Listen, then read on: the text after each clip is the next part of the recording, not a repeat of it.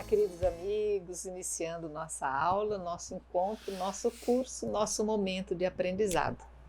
Agradeço mais uma vez a você que se dispõe a tirar esse tempinho do seu dia para um aprofundamento, que sempre enriquece mais e aprofunda a fé.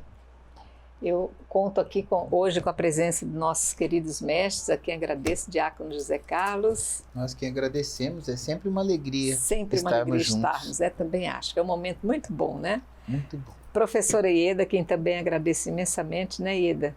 Gratidão pelo convite. A gente aqui aprende, a gente aqui aprofunda a amizade, a gente aqui fica... Caminha junto. A gente caminha junto e fica ali, ó, laços dados aqui com o nosso conhecimento. Então, para quem está conosco, nós estamos no primeiro livro de Samuel.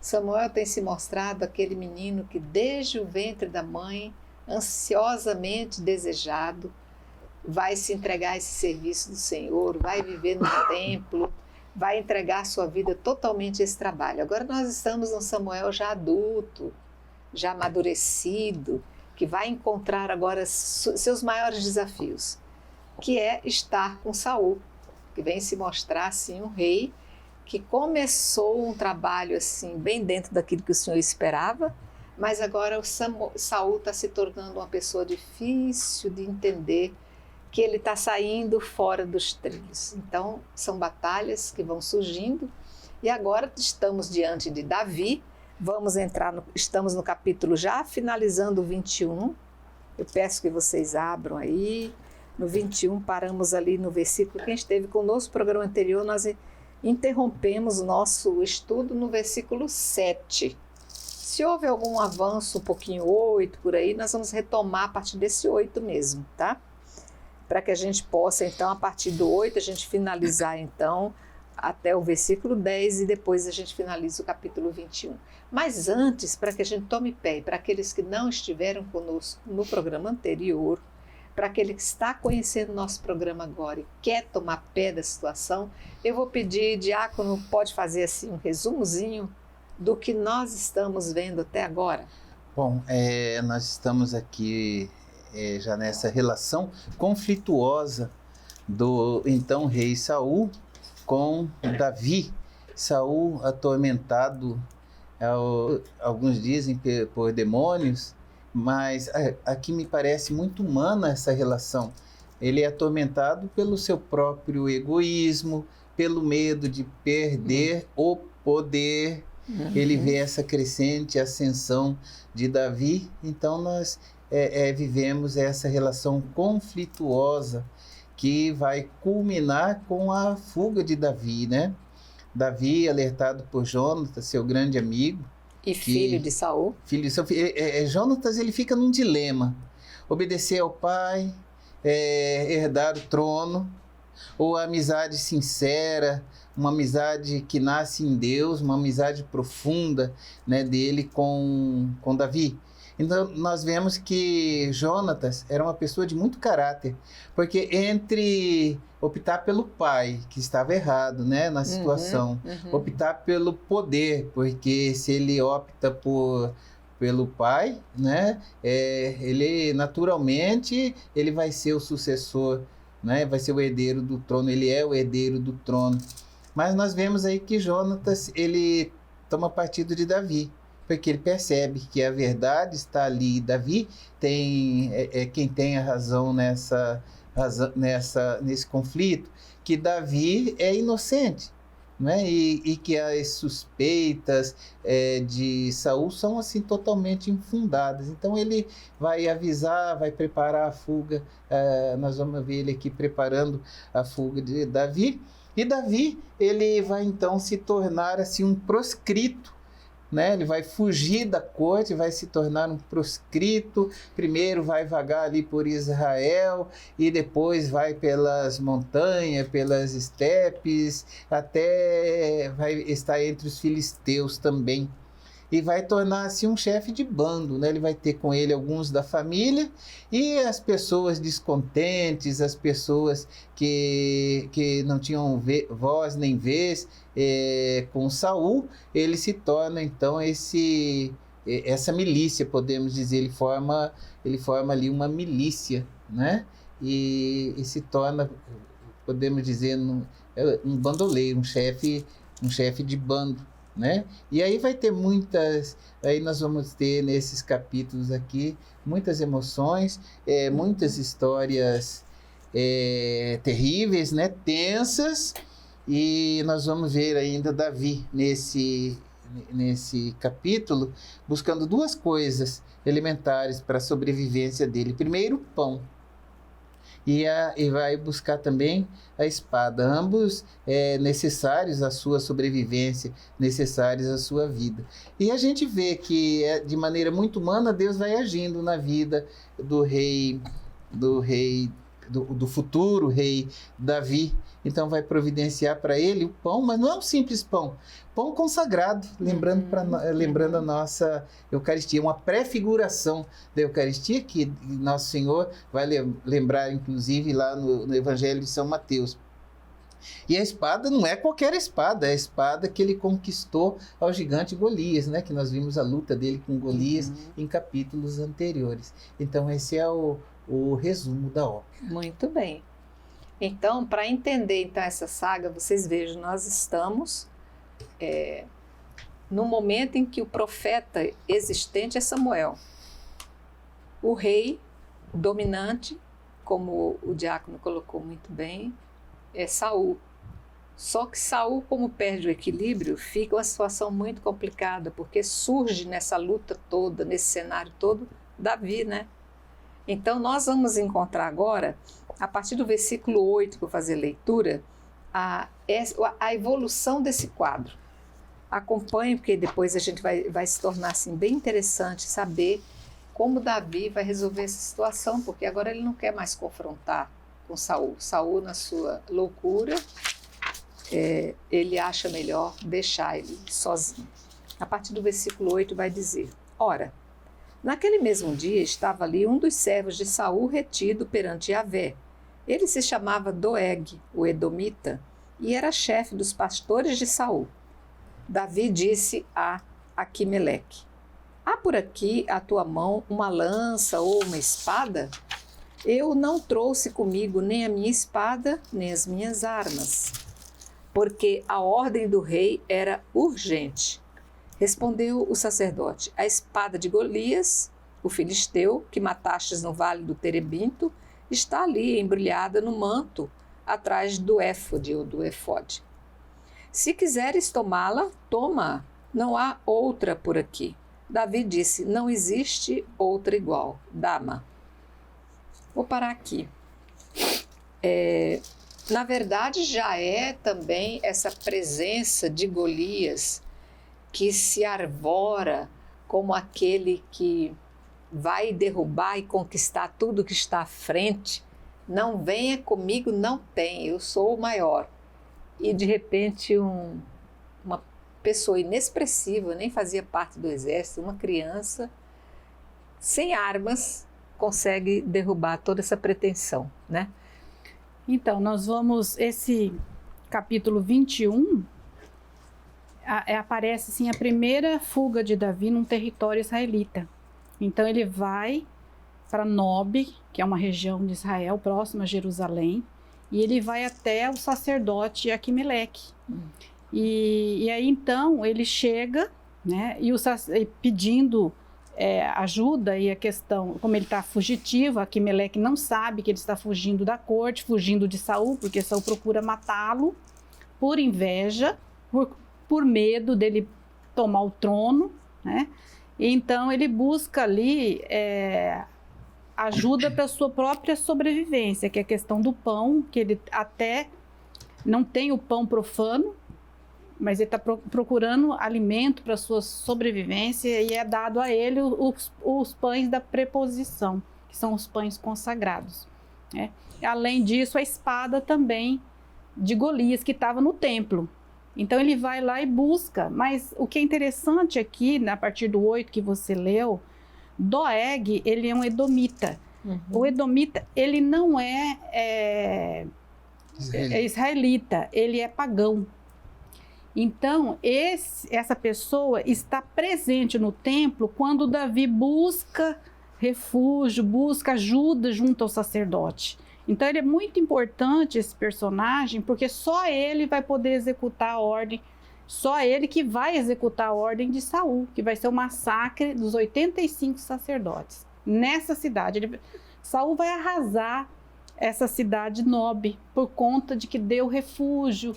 Ele acha que ainda está havendo um complô, uma conspiração contra ele a favor de Davi. Mas, na realidade, Aquimeleque, ele é inocente, porque ele não sabe que dessa nova fase de vida de Davi, que é como fugitivo. Então, ele realmente auxilia Davi, né? Mas esse Doeg aqui, ele está presente nesse momento. E ele que vai relatar tudinho, delatar a ajuda do sacerdote para Saul.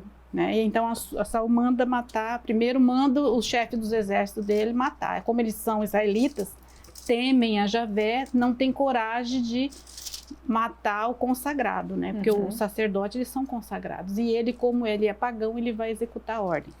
Aí então, nós chegamos aqui nesse capítulo, né? Que esse final desses versículos aí, que ele, para defender a sua vida, ele vai assim, vamos dizer que é uma mentira que para poder sobreviver, porque ele não fala a verdade para Aquimeleque, que é o sacerdote. Ele não fala que ele está fugindo da corte, que ele não faz parte mais da corte. Então ele vai em busca de ajuda e ele realmente ajuda, Aquimeleque ajuda, porém ele vai sofrer muito, toda a cidade nobre vai ser exterminada por Saul por conta dessa ajuda que deu a Davi. E aí, então, nós vamos ver agora no outro trecho, do 11 até o 16, já Davi junto com os filisteus. Aqui nós vimos Davi no território israelita. E agora nós vamos ver que já faz uma antecedência aqui do capítulo 27, que realmente ele vai passar um tempo junto com os filisteus, servindo esse rei Aques, né? O rei dos filisteus. Ok, então vamos ver o versículo 11 até o final do capítulo 21. Naquele dia levantou-se Davi e fugiu para longe de Saul e foi a Aquis, rei de Gate. Mas os servos de Aquis disseram: não é este Davi o rei da terra? Não era para ele que se cantavam as danças? Saul matou 1000, mas Davi matou 10.000. Davi considerou essas palavras e ficou com muito medo de Aquis, rei de Gate. Então ele se fez de insensato diante deles. Divagou nas suas mãos, traçava sinais nos batentes da porta e deixava saliva escorrer pela barba. Aquis disse aos que o serviam: bem vedes que este homem está louco. Por que o trouxestes à minha presença? Será que tenho falta de loucos para que me trouxesseis mais este para me aborrecer com suas doidices? Vai ele entrar na minha casa? Bom questionamento. Aí parece uma coisa assim bem desequilibrada, mas faz parte da cena? É aquilo que se diz na gíria popular, né? Tocou de louco, né? Deu uma de louco. Por quê? Porque os filisteus já reconheciam Davi como o futuro rei. Não é esse o rei? Né? Não é esse que cantou a modinha? Saul matou 1000, mas Davi matou seu 10.000. Ele lembra aquela música que as moças cantavam, né? E que levou a loucura de Saul, porque falou, se está dando 10.000 para ele, 1.000, só 1.000 para mim, então só falta dar o reino. E é aí que começa toda a loucura de Saul. E isso chegou até os filisteus. E eles reconheceram Davi. Falei, esse é não é o rei de Israel? Não é o cara, né, para dizer assim. E aí então Davi ele fica com medo. E aí então ele dá uma de louco, de desequilibrado. Por quê?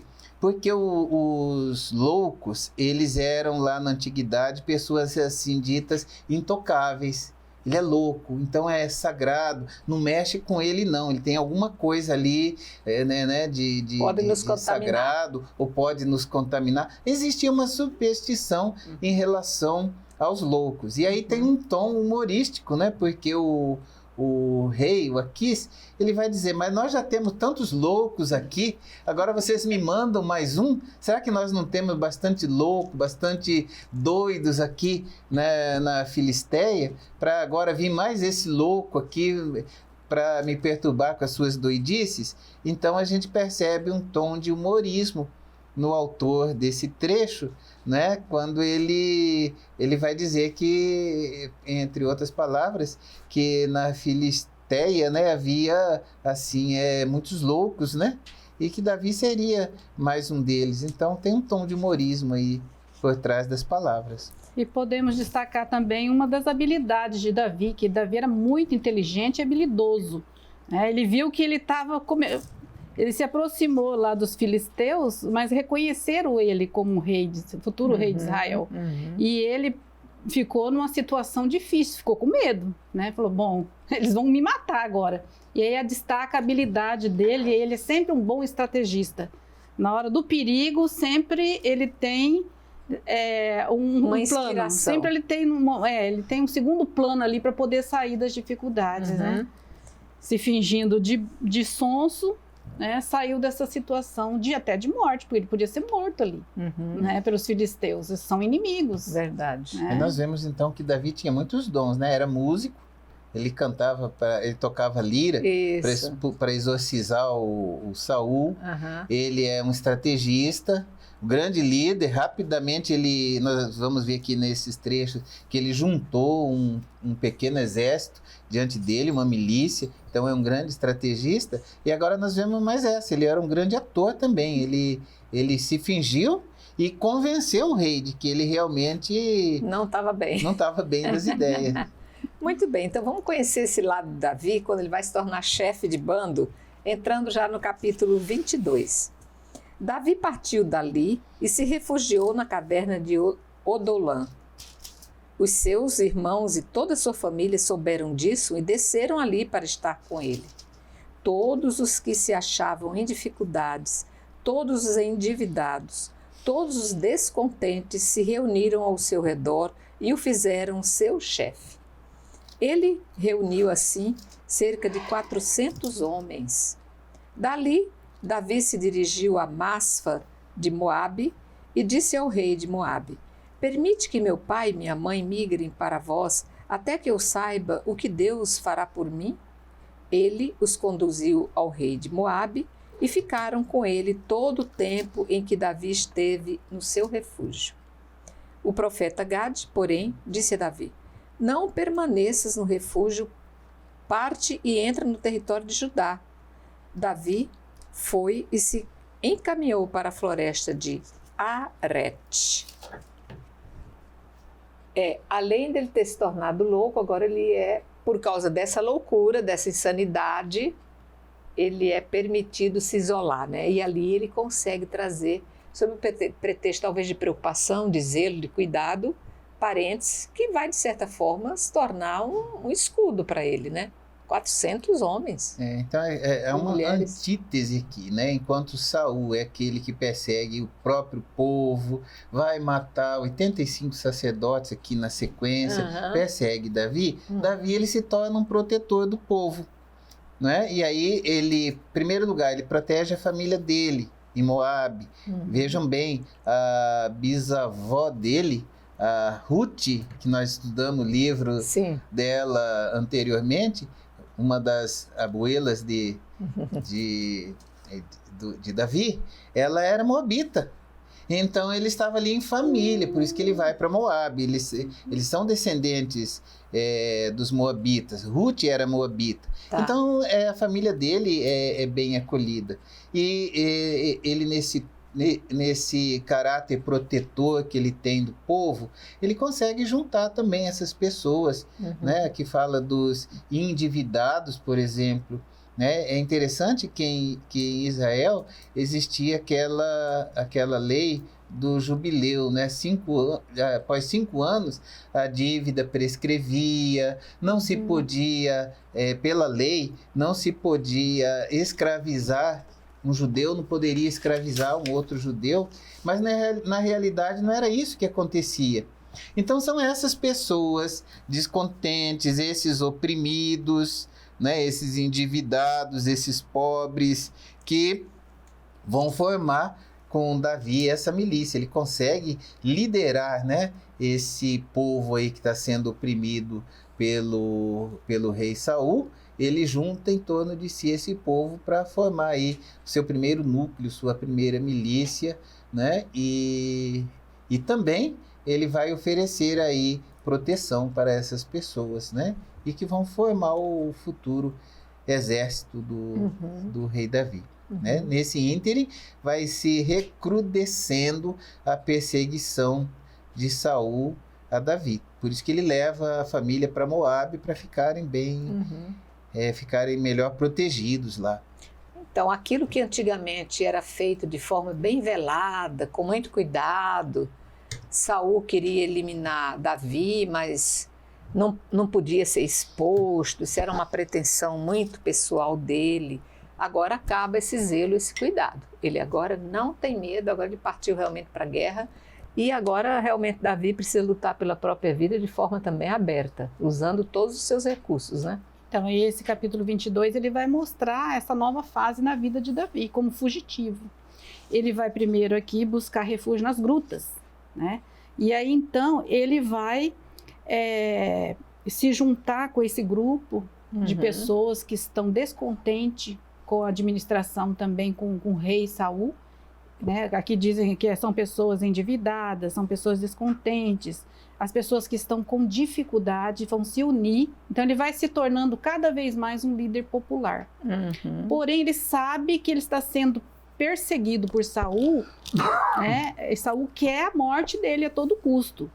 E a da família dele também, porque Saul, ele chega, onde ele chega, deram refúgio para Davi, ele acaba com a cidade, como acabou com o Nob, com o sacerdote e toda a cidade. Aqui mais para frente nós vamos ver. Então, a primeira preocupação de Davi não é só se esconder, mas proteger a sua família. E aí, então, ele procura o rei de Nob, de Moabe, né, porque ele também tem descendente moabita, né, que é um território pagão. E aí ele pede asilo para a família dele se manter em proteção. E aí, então, só para terminar aqui, a fala do profeta Gade aqui no 5 é interessante, porque ele fala assim, ó, não permaneça escondido, não permaneça no refúgio, entra no território Judá. Quer dizer, ele está dizendo para Davi que ele tem muitas coisas ainda para fazer, que não é para ficar escondido, não é? Muito bem. Você quer saber o que vai acontecer agora com Davi? Você quer saber o que vai acontecer agora com Saul? Aguarde um instantinho, um pequeno intervalo e nós já voltamos.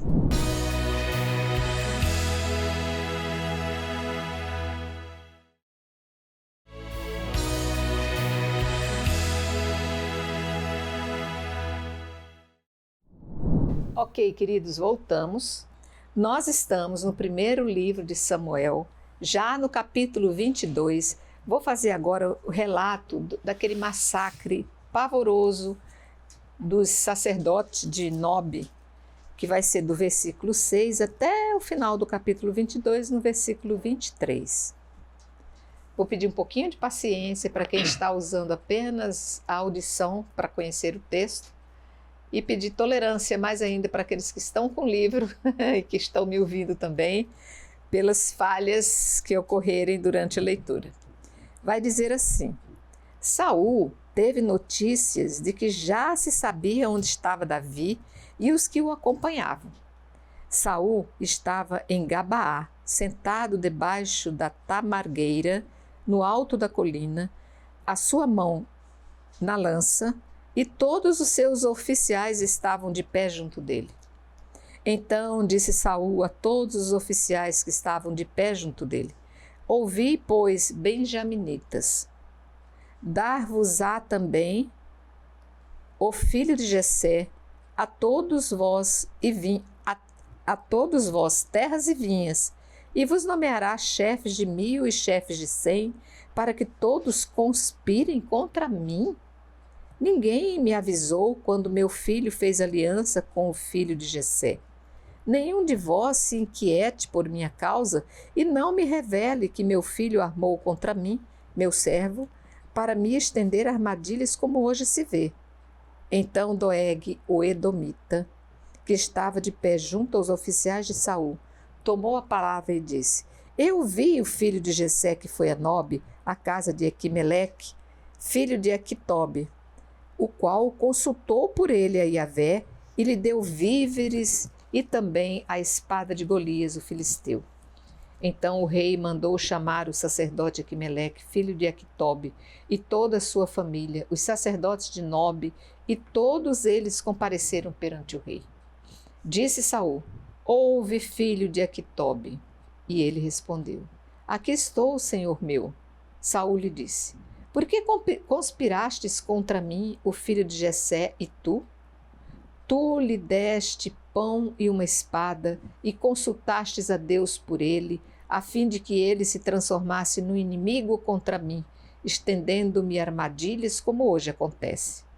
Aquimeleque respondeu ao rei: Quem entre todos os teus servos é tão fiel quanto Davi? Ele é o genro do rei, chefe da tua guarda pessoal, honrado na tua casa? Foi porventura hoje que comecei a consultar a Deus por ele? Ai de mim!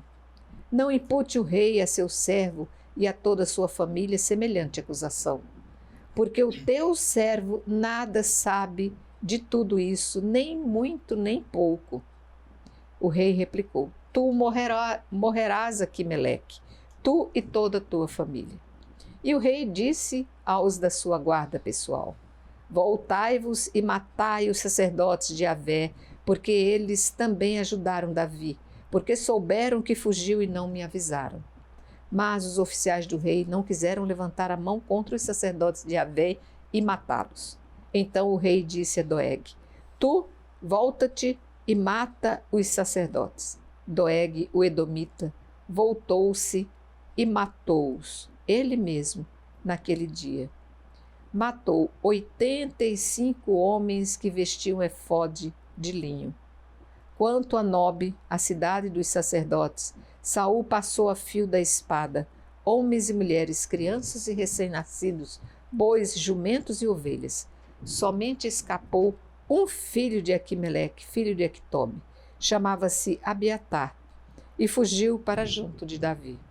Abiatar anunciou a Davi que Saul havia massacrado os sacerdotes de Iavé. E Davi lhe disse: Eu senti naquele dia que Doeg, o edomita, que estava presente, certamente avisaria Saul.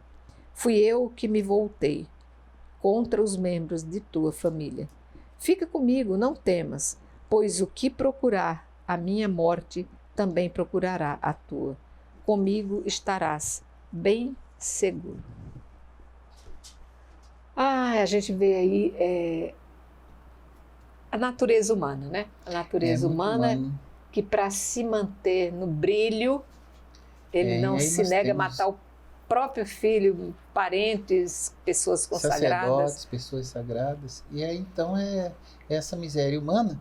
E tem todos esses elementos, né? Tem o X9, aquele que vai fazer a delação. A delação. Que é o Doeg, que é um estrangeiro. E é engraçado que a delação do Doeg para o Saul, que assume esse papel de juiz iníquo, ao invés de ser o protetor, ele se torna um juiz iníquo, né? Então o Doeg, ele é essa pessoa, esse delator, que por interesse também, né, para ganhar destaque, prestígio diante do rei, que faz aquele discurso na primeira pessoa do singular, a gente percebe que ele já não tinha mais comunhão, podemos dizer assim, com o próprio povo. É sempre na primeira pessoa, né? Vocês sabiam da traição que o filho era justo, mas para ele era um traidor. Vocês sabiam da traição do meu filho Jonatas?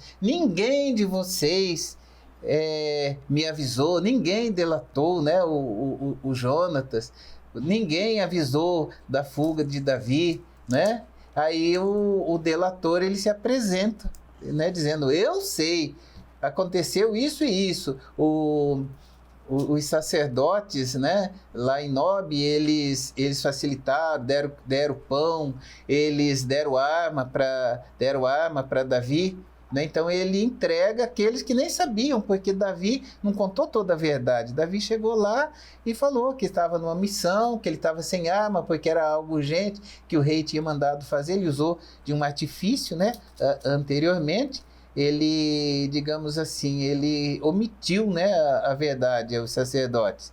E eles, de boa fé, sabendo que Davi tinha uma posição de destaque junto ao rei, que ele era genro de Saul. Ele não era qualquer um. Então eles deram pão consagrado para ele, deram arma, né, na boa fé. E já o Doeg, ele, podemos dizer assim, ele distorce, né, os fatos e delata de forma mentirosa para o rei Saul.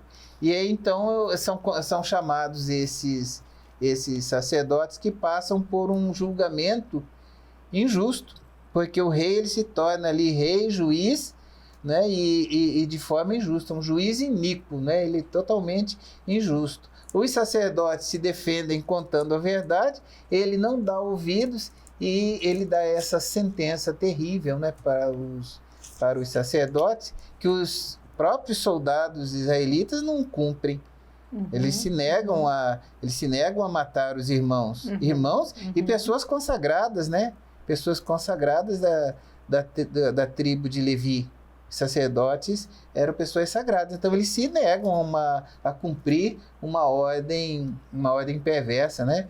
Ordens absurdas não se cumpre, né? Até mesmo no militarismo, hoje ainda nós temos isso. Ordens absurdas não devem ser cumpridas. Exato. E também na teologia, leis iníquas, também nós não devemos fazer uso, não devemos apoiar, e não devemos cumprir. Por exemplo, em muitos países já está aprovada a lei que permite o aborto. É legal. Então, os médicos católicos cristãos, por um dever de consciência, eles não devem cumprir essas ordens, mesmo que sejam demitidos. Então, nós vemos esse bom caráter aí dos soldados que se negaram a cumprir. E aí o delator, ele se torna também o assassino, porque ele que é o rei Saul vai mandar eles executarem essa ordem. Então, injustamente, né, são mortos os 85 sacerdotes e depois ainda Saul ele vai mandar passar o fio da espada todos os habitantes de Nob, né, incluindo de Mamando a Caducando, até os bichinhos são inclusos nessa ordem perversa, nessa sentença perversa do rei Saul. Acaba com Nob dessa forma? Sim. Destrói então, Nob, e aí deixa o texto de diz existir? que Nob era uma cidade dos sacerdotes, onde tinha um templo, onde houve o maior sacrilégio, a profanação do que é sagrado. Então, Saul, ele tenta, assim, com aquele princípio, né, quem não está comigo está contra mim.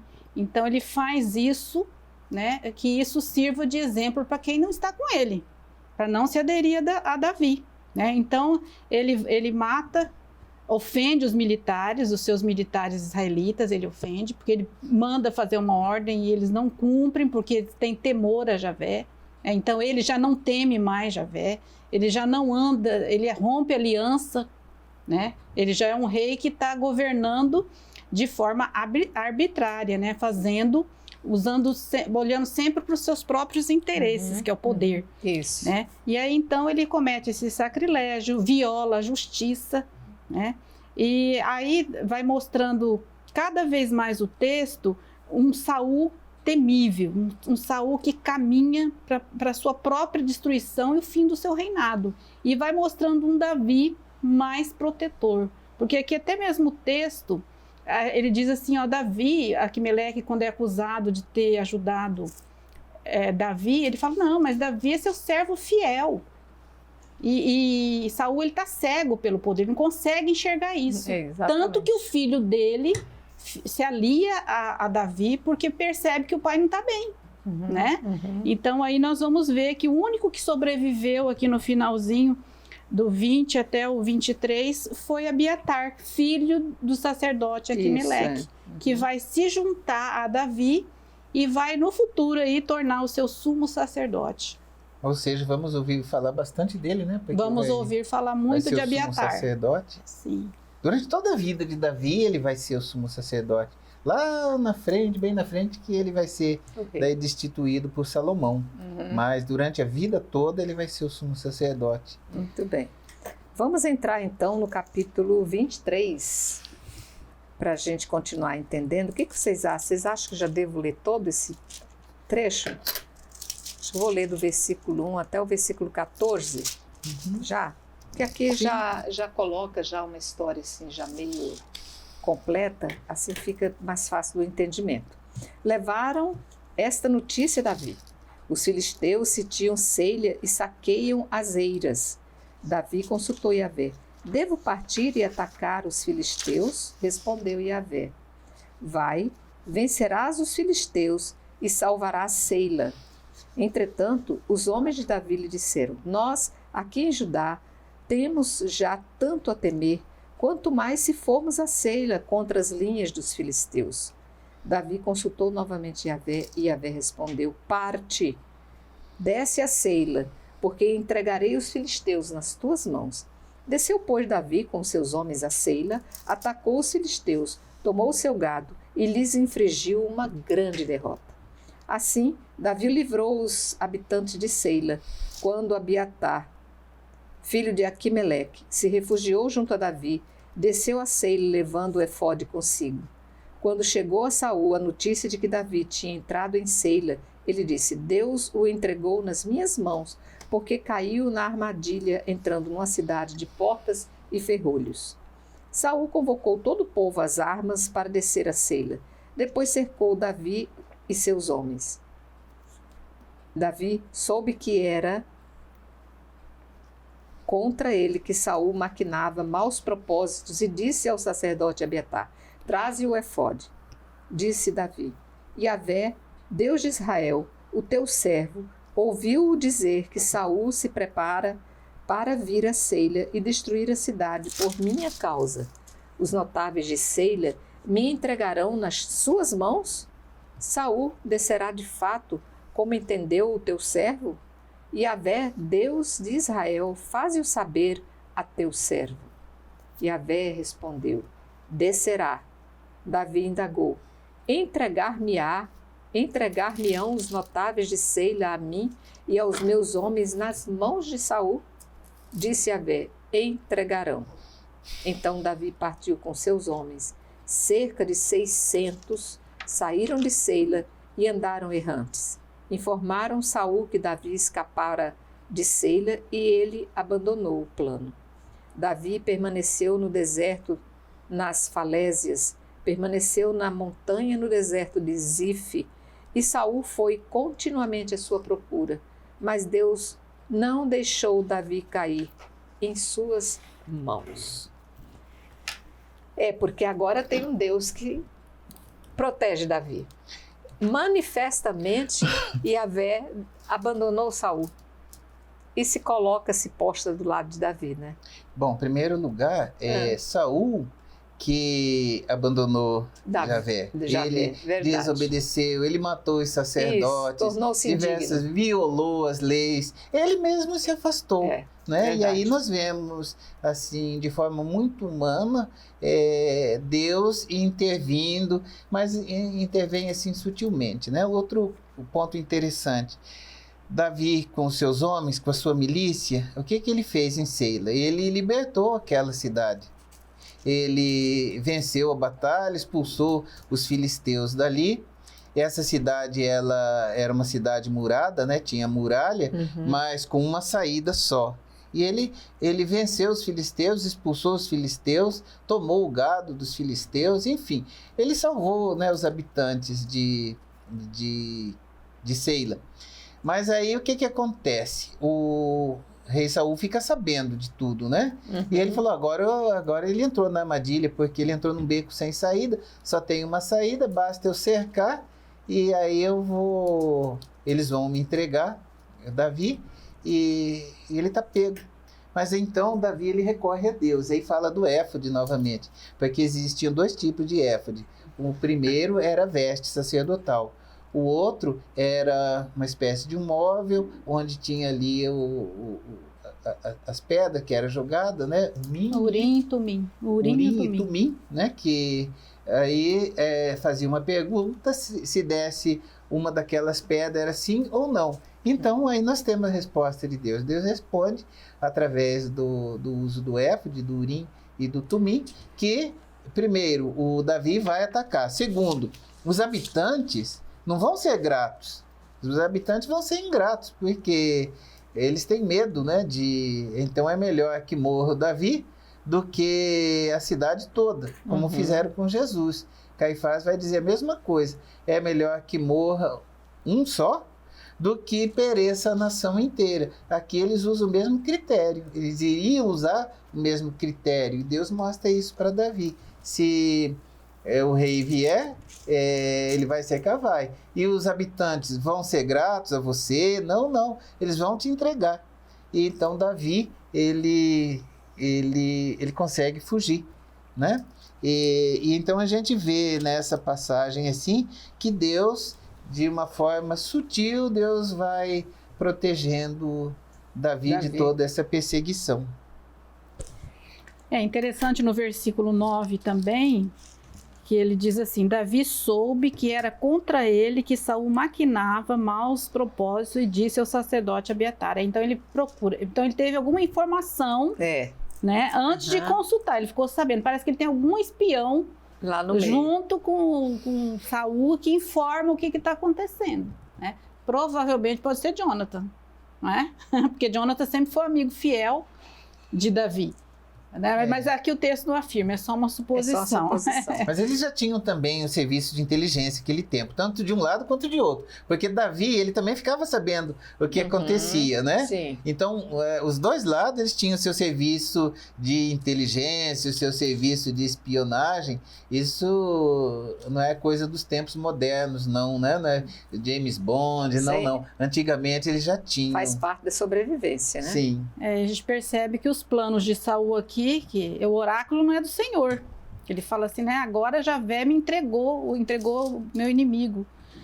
O oráculo é dele mesmo, de Saul, né? Então, a gente vê assim, que os planos de Saul foram por água abaixo, porque Davi abandonou essa região, saiu da região e aí vai para o deserto, permanece no deserto, né? E aí então a gente vê que Deus não deixou Davi cair nas mãos de Saul. Quer dizer, Deus vai conduzindo a história, né? Escrevendo certo por linhas tortas aqui, né?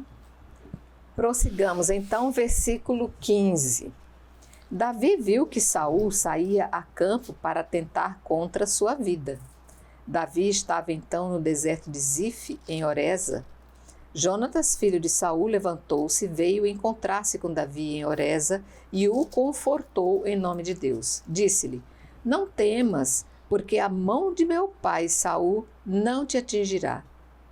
Tu reinarás sobre Israel e eu serei o teu segundo. Até mesmo meu pai Saul bem sabe disso. Ambos concluíram um pacto diante de Yahvé. Davi ficou em Oreza e Jonatas voltou para sua casa. Parece realmente ter aquilo que você falou, né? Parece que quem estava informando era o espião, era o próprio Jonatas. E dá a entender aqui que parece que ele ia ser o vice. Eles têm um pacto, mas na realidade não é isso, porque ele tem uma profunda amizade com Davi e Jonatas, e a amizade é um dom de Deus, né? A amizade, quem tem uma boa amizade, né? Agradeça a Deus por esse amigo que é fiel. Então, Jonatas, ele sabe, né, que Davi é o escolhido, vai ser o rei. E ele vai ao encontro de Davi aqui no deserto para mostrar a sua fidelidade, a sua amizade, até nos momentos difíceis. Porque Davi acabou de escapar de Saul aqui em Seila. Né? E aí, Jonatas vai para meio que consolar Davi. Olha, né? Permaneça firme, porque você vai ser o rei de Israel e eu vou ser o seu segundo. Parece que está falando, eu vou ser o seu vice. Eu vou ser o seu braço direito. Parece. Eu estarei com você. Eu estarei. Continua essa amizade bonita que então o autor ele quer destacar essa fidelidade de Jonatas ao futuro rei Davi. Agora, quanto à espionagem, provavelmente poderia ser também os ajudantes, que ele não ia sozinho, né? Ele, como filho do rei, ele andava com um séquito, né? Então, quando ele ia visitar Davi, certamente... Ele iria se expor muito, talvez. Ele ia né? se expor muito, então ele deveria ir ali com alguns guardas. E esses guardas comentavam e as coisas chegavam, provavelmente assim chegavam ao ouvido de Saul, né? Pode ser que ele não diga diretamente ao pai, fui visitar meu amigo e ele está bem, ele está em tal lugar, assim, assim. Não, os acompanhantes dele comentavam e a famosa rádio peão, né? A rádio peão funcionava e a coisa chegava ao ouvido de Saul. Muito bem, vamos fechar o capítulo 23, portanto, lendo os últimos versículos. Algumas pessoas de Zif, versículo 19, subiram a Gabaá para dizer a Saul, não está Davi escondido entre nós nas falésias, em Oreza, na colina de Aquila, ao sul da estepe? Agora, pois, ó rei, quando quiseres descer, desce, a nós cabe entregá-lo nas mãos do rei. Saul respondeu, sede benditos de Yahvé por terdes piedade de mim. E depois, assegurai-vos ainda, reconhecei e vede o lugar em que ele se encontra, que ele tem, pois disseram-me que ele é extremamente astuto. Investigai e reconhecei todos os esconderijos em que ele pode se refugiar, e quando estiverdes bem seguro, vinde ver-me. Então irei convosco, e se ele estiver na região, eu o perseguirei em todos os clãs de Judá. Logo se puseram a caminho na direção de Zif, precedendo Saul. Mas Davi e os seus homens estavam no deserto de Maom, na planície ao sul da estepe. Saul e seus homens partiram em sua busca. Informaram Davi. Este desceu a rocha e permaneceu no deserto de Maom. Saul ficou sabendo e perseguiu Davi no deserto de Maom. Saul marchava de um lado da montanha. Davi e seus homens estavam do outro lado da montanha. Davi se apressava para se afastar de Saul. Saul e seus homens queriam cercar Davi e seus homens para capturá-lo. Um mensageiro veio dizer a Saul, apressa-te, parte, pois os filisteus invadiram a terra. Saul parou então de perseguir Davi, marchou ao encontro dos filisteus. É por isso que se chamou este lugar de Rocha das Hesitações. Estamos já quase no finalzinho do nosso programa, mas eu acho que aqui cabe essa observação interessante de que Davi cada vez mais consegue, liso como ele, né, escapar dessa obsessão de Saul, né? Verdade. Outro ponto nesse capítulo que a gente vê é que o Saul ele está assim totalmente cego, porque quando Davi entrou em Seila, ele poderia ter proposto aí uma trégua com Davi, ser grato a Davi porque livrou ali dos filisteus e se unirem como irmãos na luta contra o inimigo comum que eram os filisteus. Sim. Mas o Saul, cego no seu egoísmo, na sua sede de poder, no medo de perder o poder, ele continua essa perseguição. Aí nós vemos também, entra em cena a figura dos bajuladores, né? A turma lá da região do deserto, das falésias, sabendo que Davi estava andando por lá para cair nas graças do rei, do dominante, então eles vão lá para bajular o Saul, né? E entregar aonde está Davi, né? Hoje em dia a gente vê muito isso, né? A corte dos bajuladores, desde o tempo bíblico, durante toda a história, e ainda hoje existem, né, essa turma dos bajuladores. Mas a gente vê que Deus protege, né? Tanto que quando ele vai atrás do Davi, os filisteus atacam novamente. Aí ele tem que abandonar aquela frente, né, de perseguição a Davi, preocupado com o inimigo externo. Então Deus vai agindo assim nas entrelinhas, sempre protegendo. E depois, já um spoiler aí da cena dos próximos capítulos, o Saul volta a perseguir, mas o que acontece? Ele que acaba ficando vulnerável diante de Davi. Deus entrega de bandeja Saul nas mãos de Davi. E o que vai acontecer? cena dos próximos Próximos capítulos. capítulos. Pedimos Próximo que programa. aguardem, portanto, não deixem, estamos chegando a um final assim bem conflitante, mas vamos conhecer então como é que Davi vai se sobrepor a essa loucura de Saul. Aguardamos vocês. E em honra, agradecendo a vocês, queridos mestres, nosso estudo de hoje, quero dizer a Maria Imaculada, salve Maria Imaculada, por tantas graças recebidas nesse programa de hoje. Salve Maria Imaculada.